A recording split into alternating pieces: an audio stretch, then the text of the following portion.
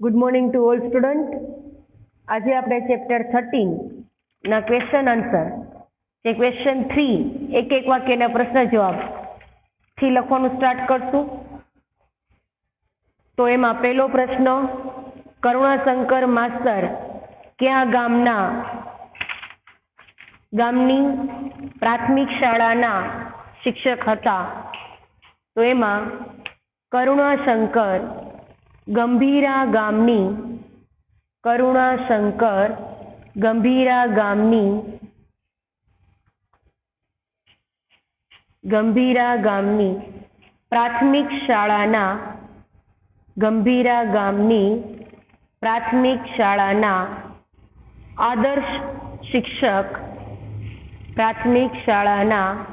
આદર્શ શિક્ષક હતા. Full stop. સેકન્ડ ક્વેશ્ચનમાં, કરુણાશંકર માસ્તરે ભવાયાની રમત બંધ રખાવવા શું કર્યું? Question mark. એમના આન્સરમાં કરુણાશંકર માસ્તરે, આ લોકો જે રેઝન કરે છે બેટા, લાસ્ટ 10 મિનિટમાં આપણે ડાઉટ સોલ્વ કરશું એટલે વચ્ચે કોઈ રેઝન નહીં કરે, શાંતિથી લખશે કોઈ પણ વ્યક્તિ હોય. કરુણાશંકર માસ્તરે ભવાયાની રમત બંધ રખાવવા તેમણે પોતાના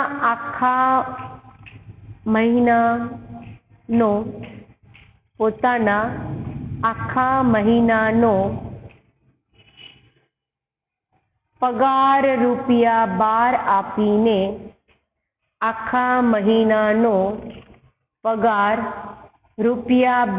આપીને ગામમાંથી જતા રહેવા કહ્યું.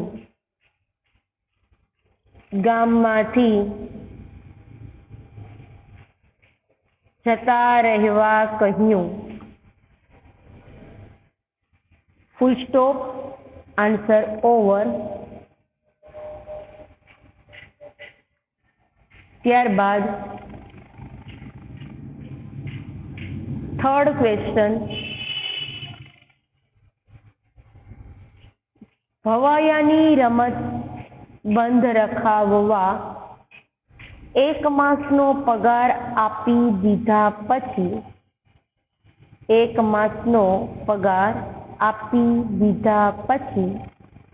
કરુણાશંકર માસ્તરે મહિનો કેવી રીતે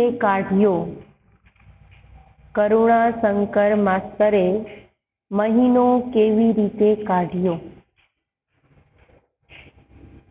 આન્સરમાં ભવાયાની રમત બંધ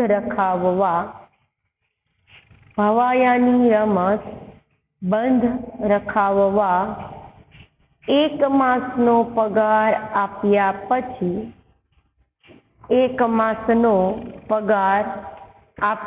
પછી તે આખો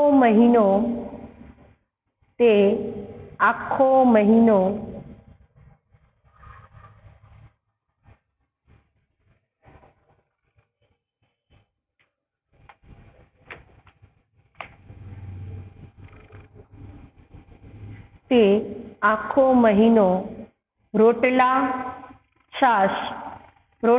અલ્પવિરામ છાશ અને મીઠા દ્વારા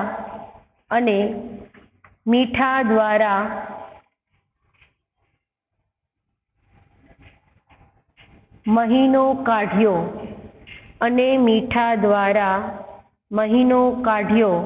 એટલે કે પસાર કર્યો.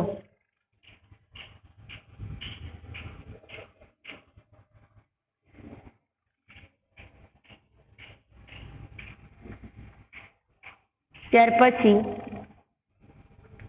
4th ક્વેશ્ચન, પેટ માટે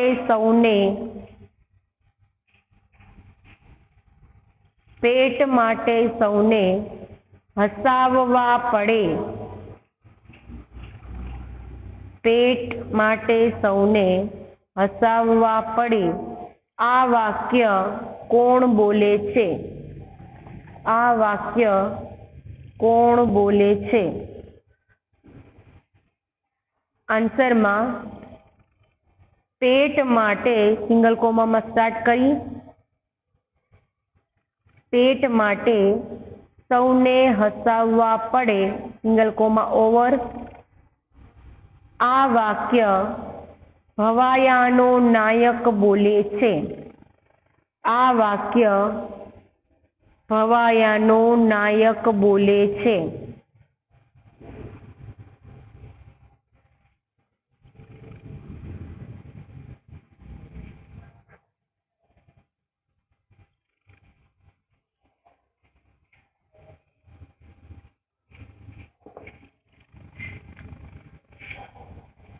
ફૂલ સ્ટોપ, આન્સર ઓવર. ત્યારબાદ ક્વેશ્ચન નંબર 5, કરુણાશંકર માસ્તર ઉદાસ કેમ બની ગયા? કરુણાશંકર માસ્તર ઉદાસ કેમ બની ગયા? Question mark. આન્સરમાં ભવાયા રમવા આવ્યા હતા એટલે, ભવાયા રમવા આવ્યા હતા એટલે કરુણાશંકર માસ્તર ઉદાસ બની ગયા. એટલે કરુણાશંકર માસ્તર ઉદાસ બની ગયા. Full stop, answer over. ત્યાર પછી 6th ક્વેશ્ચન, કરુણાશંકર માસ્તરની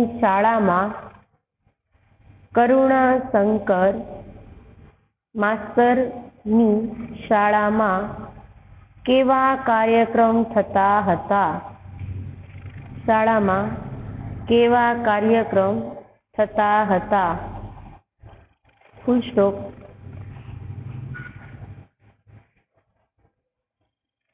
કેવા કાર્યક્રમ થતા હતા? Question mark. આન્સરમાં કરુણાશંકર માસ્તરની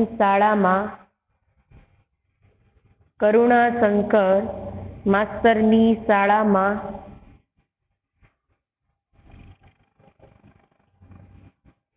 રામાયણ મહાભારતના નાટકો, રામાયણ મહાભારતના નાટકો ભજવવાના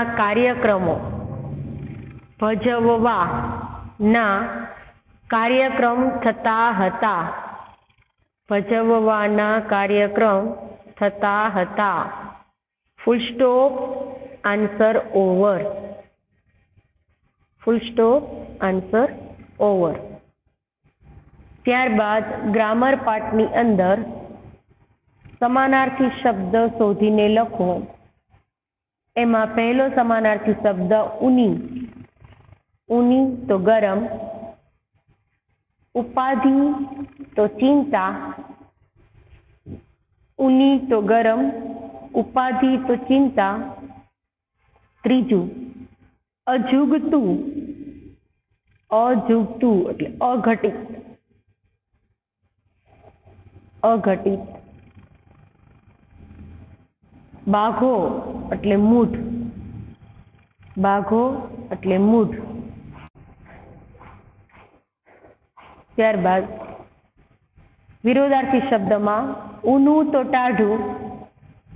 ઊનું તો ટાઢું. નિશ્ચિત તો અનિશ્ચિત. નિશ્ચિત તો અનિશ્ચિત. સત્ય અસત્ય. સત્ય અસત્ય. બાઘો તો ચપળ, બાઘો તો એનું વિરુદ્ધાર્થી ચપળ. થર્ડ ક્વેશ્ચન સાચી જોડણીની અંદર એમાં પહેલું બ ખીચડી બંને દીર્ઘાય વાળો શબ્દ આવશે, બ ખીચડી. સેકન્ડમાં જિલ્લો રસવાઈ જી અને લ સાથે લ જોઈન્ટ એ શબ્દ સાચો છે જિલ્લોમાં. ત્યાર પછી છાશ, છાછ નહીં પણ છાશ મીંડાવાળો.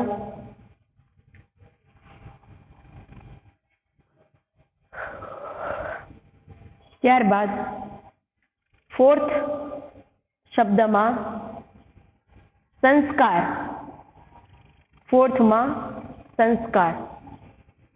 અહીંયા પેજ પૂરું થાય છે. જેને જેને બાકી છે એ ઝડપ રાખશે.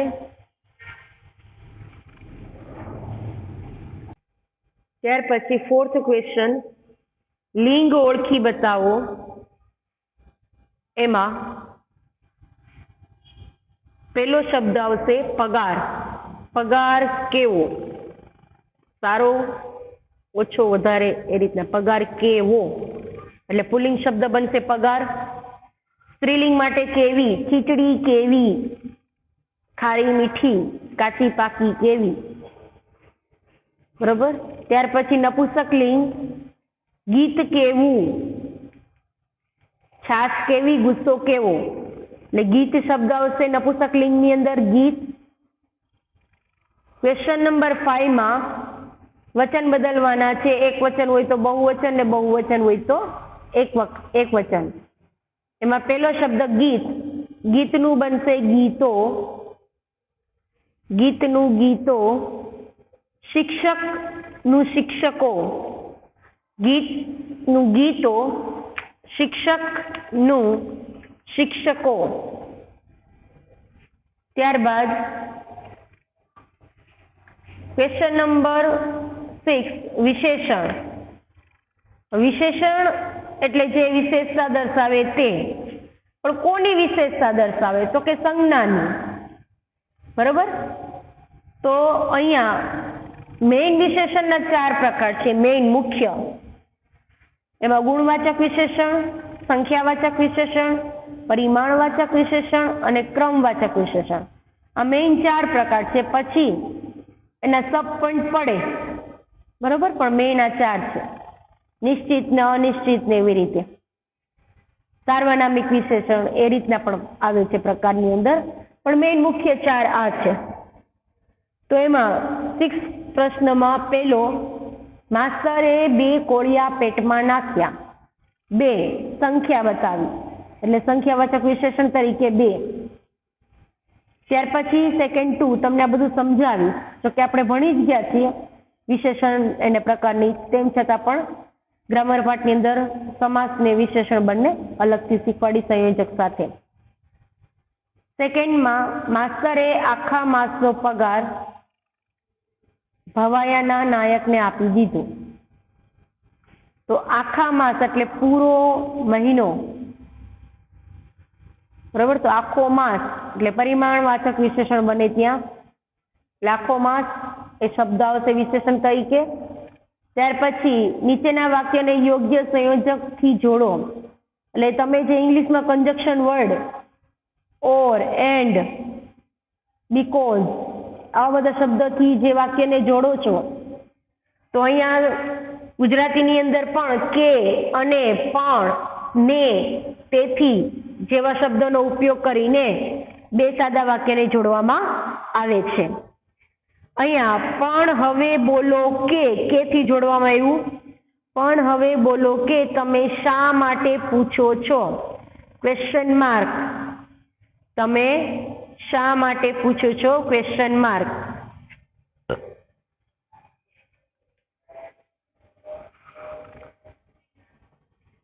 ત્યાર પછી સેકન્ડની અંદર અહીંયા સંયોજક તરીકે દર્શાવાય છે કે. અંડરલાઈન કરી રાખજો. ખોદ્યો ડુંગર, કાઢ્યો ઉંદર. એ ખૂબ બધી મહેનત કરે છે, પરિણામ સાવ નજીવું શૂન્ય જેવું મળે છે. એટલે ખોદ્યો ડુંગર અને કાઢ્યો ને. અહીંયા ને અને બેમાંથી કોઈ પણ તમે લખી શકો છો. નેની જગ્યાએ તમે અને પણ વાપરી શકો. બરોબર, બેમાંથી કોઈ પણ તમે ત્યાં લખી શકો છો. ખોદ્યો ડુંગર અને કાઢ્યો ઉંદર. ત્યાર પછી યોગ્ય વિરામ ચિહ્ન મૂકવાના છે. એમાં અમારાથી આપનું કઈ અહિત થયું, અહીંયા ક્વેશ્ચન માર્ક આવશે. અને સિંગલ કોમામાં અમારાથી આપનું કોઈ અહિત થયું.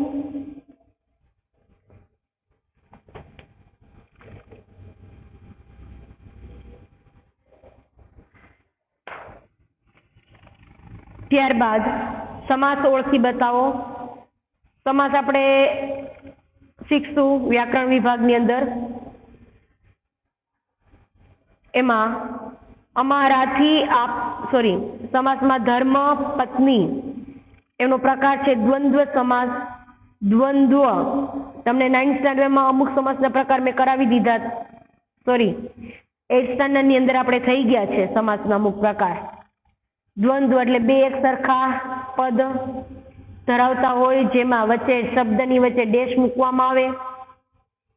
બરાબર, અનેથી છૂટા પડે તો એ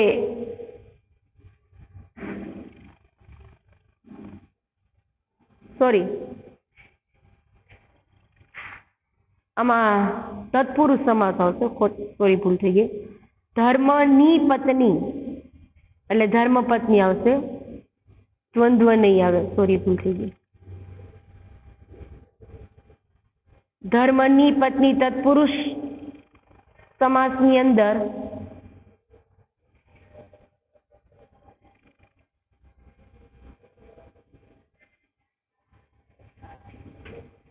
ત્યાર પછી બીજામાં સમયપત્રકમાં તત્પુરુષ સમાસ સમયનું પત્રક પ્રત્યય લાગવામાં આવે ત્યાં તત્પુરુષ સમાસ છે. ત્યારબાદ થર્ડમાં રામાયણ મહાભારત વચ્ચે ડેશની નિશાની બંનેની વેલ્યુ ધરાવે છે અને શબ્દથી છૂટા પડે છે એટલે દ્વંદ્વ સમાસ.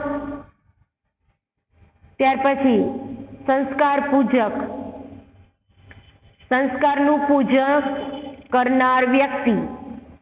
ઉપપદ એ ક્રિયાની સાથે હોય છે. કોઈ પણ ક્રિયા કરનાર માટે ઉપપદ શબ્દ વપરાય છે. કરનાર, ભાર, ધાર આપણે બધા શબ્દ સાંભળીએ છીએ. તો એ સંસ્કાર પૂજક, સંસ્કારોનું પૂજન કરનાર વ્યક્તિ એટલે ઉપપદ સમાસ આવશે ત્યાં. ત્યાર પછી 10મો પ્રશ્ન શબ્દ સમૂહ માટે એક શબ્દ. એમાં મેણા માણસા ગીતો. મેણા મારતા ગીતો એટલે ફટાણા. આપણે ટોન મારીએ એ રીતના કહીએ છીએ, એ રીતના મેણા મારતા ગીતો એટલે ફટાણા. ત્યાર પછી એક શબ્દના બે અર્થ વાળી એટલે દ્વિઅર્થી. એક શબ્દ હોય એનો બીજો મિનિંગ નીકળતો હોય તો એને દ્વિઅર્થી કહેવામાં આવે છે. ત્યારબાદ પાણી ફરી વળવું. પાણી ફરી વળવું, હા, લગ્નમાં જે ફટાણા ગવાય છે એ જ. ટોન મારીને જે વાત કરે ને, ગીત ગાય એને ફટાણા કહેવાય. કટાક્ષમાં કહેવું. Yes, right. પાણી ફરી વળવું એટલે મહેનત નકામી જવી. મહેનત નકામી જવી.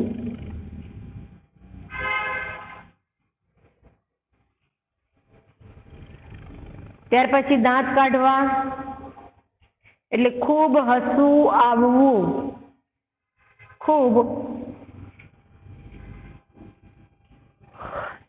ખૂબ હસવું આવવું. અહીંયા પેજ પૂરું થઈ જાય છે. જેને બાકી છે એ લખી લેશે ઝડપથી. પછી ન્યૂ પેજ ચેન્જ કરું છું. એમાં બે હજી રૂઢિપ્રયોગનો અર્થ અને સાથે એક કહેવતનો અર્થ છે.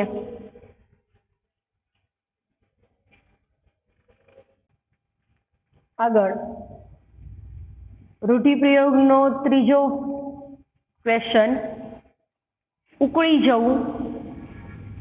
ઉકળી જવું એટલે ગુસ્સે થવું. ઉકળી જવું એટલે ગુસ્સે થવું. ત્યાર પછી ફોર્થ પોઈન્ટ, જીવ બાળવો. જીવ બાળવો એટલે ચિંતા થવી. જીવ બાળવો એટલે ચિંતા થવી. ત્યાર પછી ક્વેશ્ચન નંબર 12, કહેવત સમજાવો. એમાં ખોદ્યો ડુંગર અને કાઢ્યો ઉંદર. એમાં ખૂબ મહેનત કરવા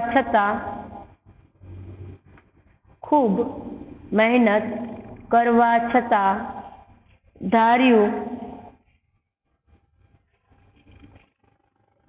ના, એને ન કહેવાય. પેટમાં પાણી ન હલે એને ચિંતા કરી એમ ન કહેવાય. ખૂબ મહેનત કરવા છતાં ધાર્યું પરિણામ પ્રાપ્ત ન થવું.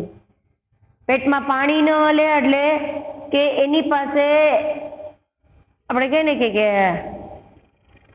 ચિંતા નથી કરતો એના માટે કે એને પેટમાં પાણી ન હલે. આખું ઘર નુકસાન ગમે એટલું પહોંચે ને તો એને પેટમાં પાણી ન હલે, એને જરાય ચિંતા ન થાય. ચિંતા ન થવી માટે અને અહીંયા થવી માટે છે, એટલો ફેર.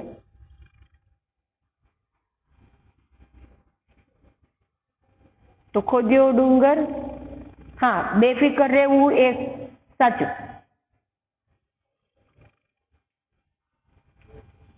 ખૂબ મહેનત કરવા છતાં ધાર્યું પરિણામ પ્રાપ્ત ન થવું. Full stop. અહીંયા કહેવતનો અર્થ પૂરો થાય છે. જેને બાકી છે એ કમ્પ્લીટ કરી લેશે. અને ગૂગલ ક્લાસની અંદર બંને ચેપ્ટર આજે મૂકી દઈશ મટીરિયલની અંદર. તો જે કોઈ સ્ટુડન્ટ એબસન્ટ રહે છે તો એ ત્યાંથી કમ્પ્લીટ કરી લેશે. હોમવર્ક આજે હું અસાઇન કરી દઈશ. તો એ હોમવર્ક પણ તમારે મંડે ઇવનિંગ 7 વાગ્યા સુધીમાં કમ્પલસરી એ સબમિટ કરવાનું જ રહેશે. બરોબર?